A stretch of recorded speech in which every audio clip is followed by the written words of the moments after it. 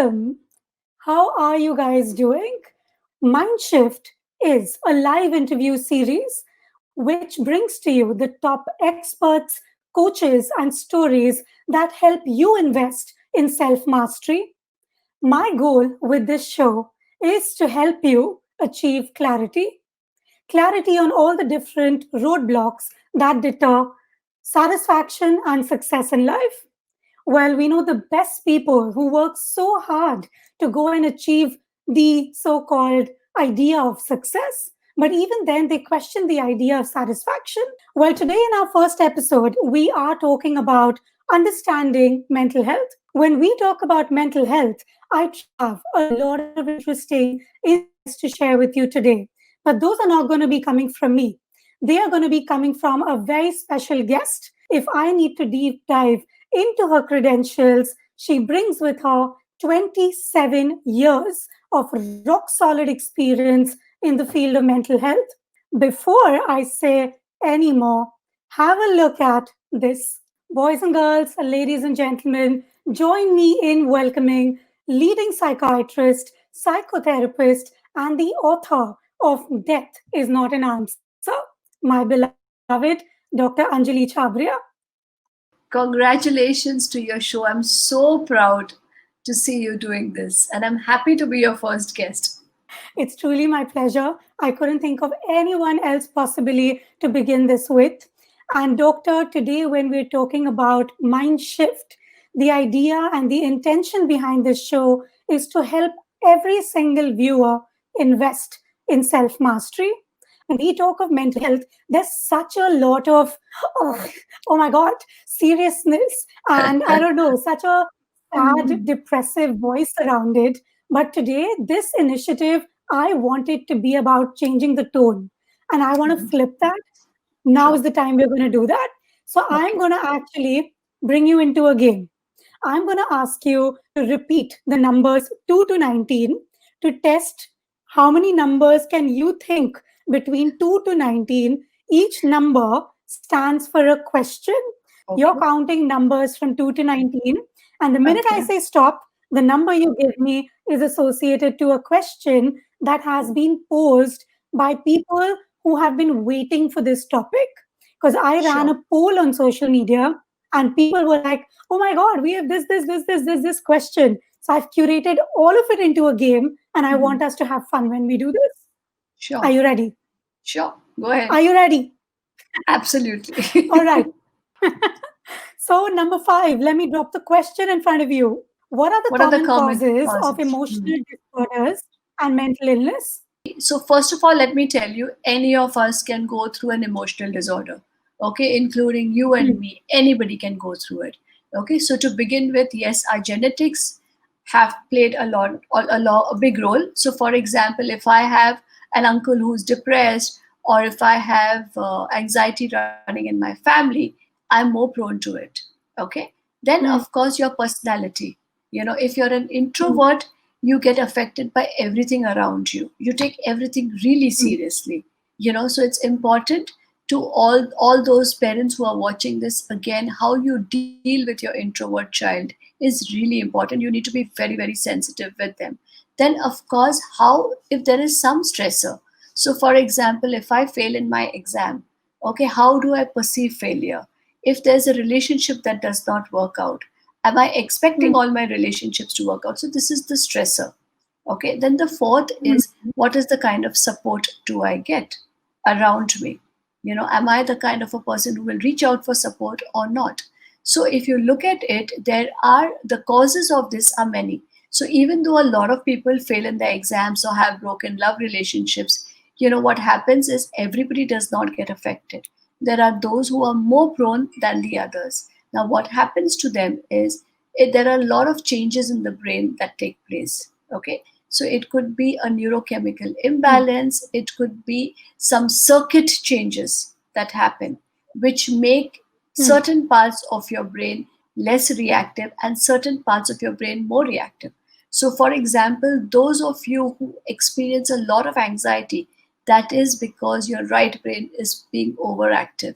Those of you feel a lot of loss of initiative, you're not able to do anything, Okay, that's because your left prefrontal cortex is not being as active or not working as well as it should, you know. So, Hmm. depending on which areas of the brain are affected, we have different disorders. What is this with expectations? How do we cope with expectations? So see, it's quite natural to have expectations. Okay. So for example, I mean, if today both of us are doing this, there's an expectation that you and I will be on time for this. Okay, so there's an Hmm. expectation that the guests will respect it. So to have expectations is very, very normal.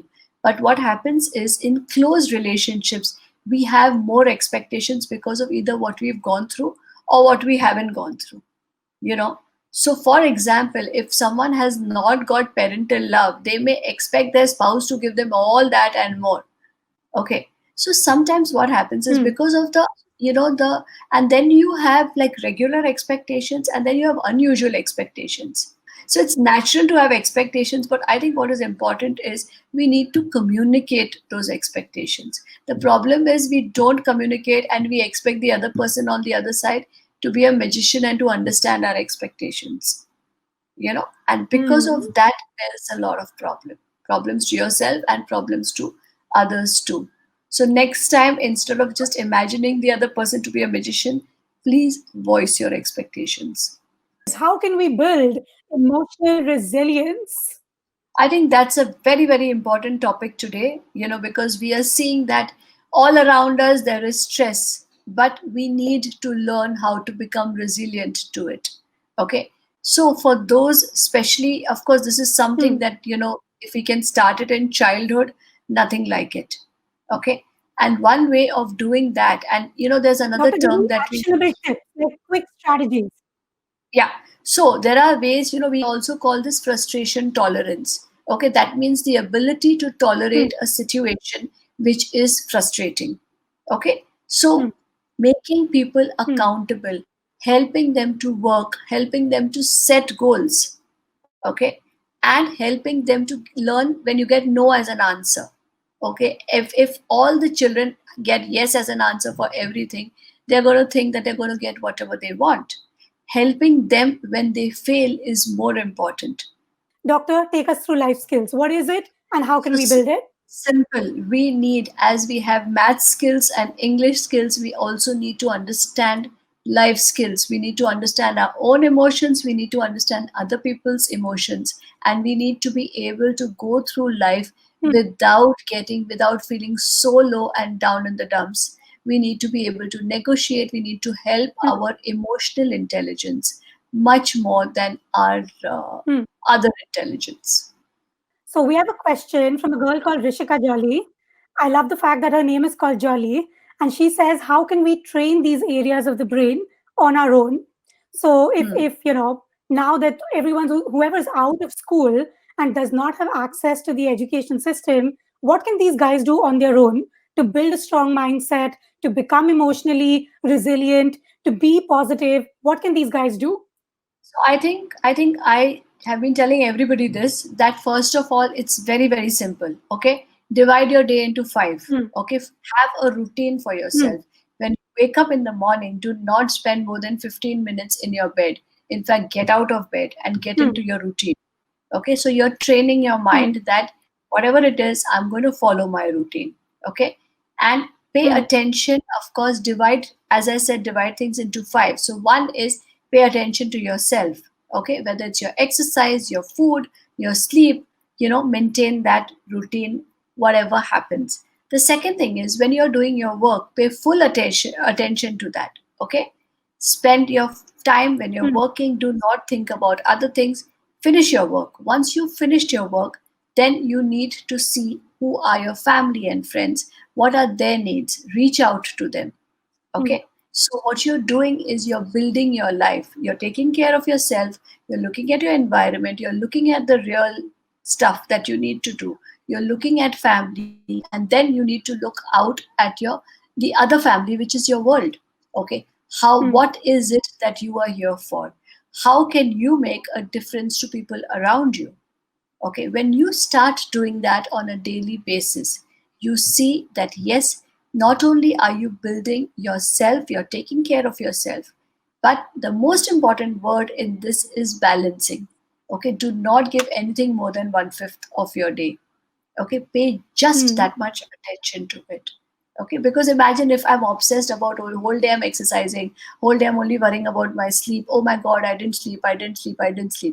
Okay, if you don't sleep Hmm. one day, you will sleep the next day.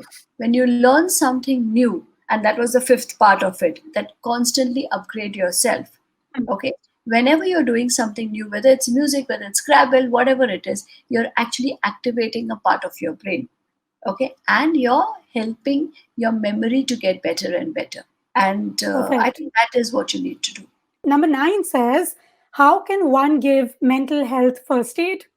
I think that's a very, very important question. Okay, so if somebody is not feeling good, the worst thing you can tell them is that, oh, nothing is wrong with you. Okay, Hmm. listen to them. Okay, pay full attention to them. Leave whatever you're doing is as important as if somebody gets a heart attack in front of you, you're going to leave whatever you're doing and you're going to pay attention to them. So if any of your friends or your family is upset, and especially if they are feeling suicidal, this is a medical emergency and you need to pay attention to them. Do not gossip about them. Do not go and make rumors about them and say, oh, because of this, because of that. Do not try to find any cause. In fact, sit with them, listen to them. Okay, don't give gyan. A lot of us just love to give gyan. Go for a holiday, you'll become all right. Do this, do that, go shopping, you'll become, oh, go for a drink. That's the worst thing. In fact, if you have alcohol, you'll feel worse. So I think it's important to listen to that person and yes, take the person to her mental health therapist. Okay, take them to a psychiatrist, to a psychologist, fix up an appointment. Most of them will tell you, no, we don't want any help. But it's up to you to go. There are times I've not even seen the patient, just their friends or parents or relatives have come and I've been able to help them. Okay, so it's important that yes, we give the first aid, but we also follow it up. Okay, a lot of warmth, a lot of empathy, allowing them to come to their own solution rather than forcing a solution. But if somebody is suicidal, you need to, yes, take them away from the place. You need to make sure that they're physically safe, and if Hmm. required, you need to also put them in the hospital. Okay, do not leave them alone at all. And if you can't manage to do it all by yourself, make a group of 3 or 4 people, and take turns at doing that. Doctor, fabulous conversation today. I've had a lot of learning. I have time just enough for the last question today, which is, what is the single mind shift you would like the viewer to have? I think one is to understand yourself better, to know yourself better, to understand your strengths, to understand the areas that are not very strong. And the most important thing is that if you are not feeling good emotionally, please, nothing is worth taking your life. Reach out, take the right kind of help. And it may take you a little time to get the right kind of help, but stay there. Help yourself, help other people around you. Death is not the answer. I can only say thank you. Thank you for making this happen because truly, in times like these, where we're surrounded with uncertainty, where we're surrounded by doubt, this has been such an empowering conversation. So, thank you for your time. Thank you for making it. And thank you to everyone who's been watching.